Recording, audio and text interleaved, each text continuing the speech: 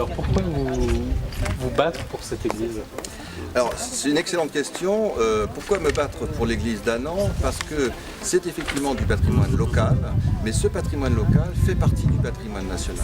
Et moi, je suis à cœur pour sauver justement ce patrimoine local et national, que bon nombre d'associations abandonnent un petit peu. Il y a beaucoup d'énergie à travers pour sauver le patrimoine français, parce qu'on a la chance d'avoir un patrimoine français très riche, mais beaucoup d'édifices, notamment l'église d'Annan du 19e siècle, intéressent moins, je dirais, les associations, les pouvoirs publics. Donc on a, nous, chez Phare de France, trouvé qu'il y avait effectivement un manque pour sauver le patrimoine du 19e siècle notamment. Mais donc du coup, vous venez de discuter avec les habitants et vous voyez que eux, même si ça leur tient, enfin même s'ils prennent cette décision à contre-cœur, pour eux, ils ont une décision peut-être raisonnée. Ils se disent que pour des niveaux de sécurité, pour des niveaux de coûts, il faut la détruire. Qu'est-ce que vous en tirez de cette discussion? Très intéressant. Donc là, en fait, nous sommes venus ici à Annan pour la deuxième fois. Nous sommes déjà venus. Nous revenons parce que les habitants veulent nous connaître. Dire tiens, il y a une association qui veut sauver l'église d'Annan. Pourquoi? Qui sont-ils, etc. Comme les questions que vous posez. Et puis donc on est venu là à la demande des habitants. Donc les habitants, on se rend compte que finalement ils sont attachés à l'église d'Annan, à leur patrimoine, qu'ils soient croyants ou non d'ailleurs, puisque ce patrimoine, il est certes cultuel, mais il est avant tout culturel. Et moi je me bats pour la défense du patrimoine culturel. Et les églises de France font partie de la culture française. Et moi je veux défendre la culture française. Et donc pour répondre à votre question, la décision qui a été prise de détruire l'église, c'est parce que c'est un manque d'argent.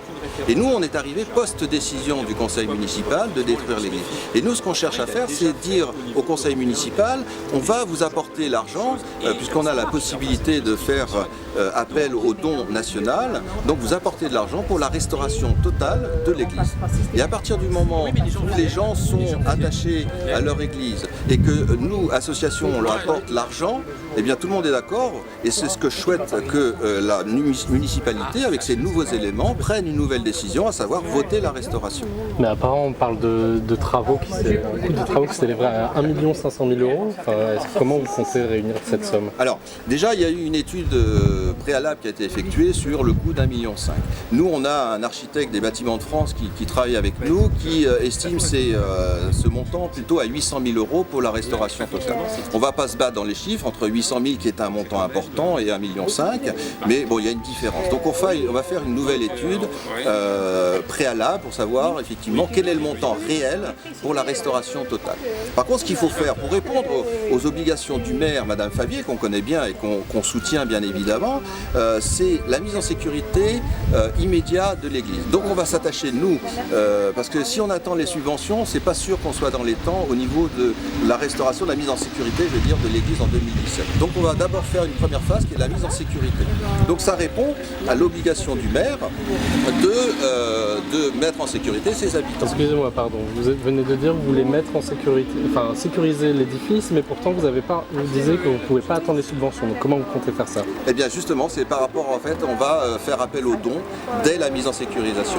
On a eu Madame Favier, le maire, ce matin par téléphone, qu'on va rencontrer au marché de minuit ce soir, et effectivement, elle pensait que quand je parlais de mise en sécurité, moi je pensais 2017. Dans son esprit, avec son expérience, elle dit non, la mise en sécurité, par les subventions, ça sera qu'en 2018. Donc, on ne peut pas attendre 2018. Donc, on ne peut pas attendre les subventions. Donc, notre première action, ça ne va pas être la restauration totale, la deuxième phase. On va intervenir dès la première phase, c'est-à-dire la mise en sécurité dès 2017. Par l'appel de fonds, donc nos donateurs, nos membres, etc. et nos mécènes qu'on recherche. Alors moi, personnellement, je suis un citoyen français depuis que je suis né, puisque je suis né en France. Je suis très attaché au patrimoine français. Je suis très attaché à la ruralité. J'habite désormais, j'ai quitté Paris et j'habite désormais dans la ruralité, au fin fond du centre de la France. Donc j'aime ces racines, j'aime cette identité, j'aime la terre. Voilà. Donc à titre personnel, c'est la défense d'un bien commun. L'intérêt général, c'est vrai qu'on parle rarement de l'intérêt général. Et je ne dirais pas que je suis un altruiste, c'est pas à moi de le dire, c'est aux autres, mais on a cet intérêt général, j'ai celui-là.